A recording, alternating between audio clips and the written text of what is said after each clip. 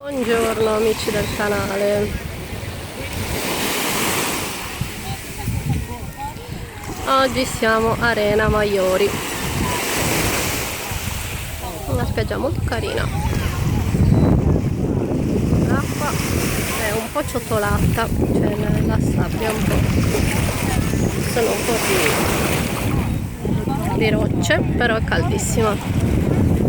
Poi dall'altra parte di quel lembo c'è un'altra parte di spiaggia molto carina.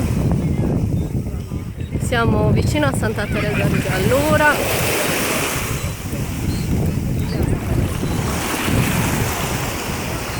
Là c'è mare aperto, guardate che spettacolo.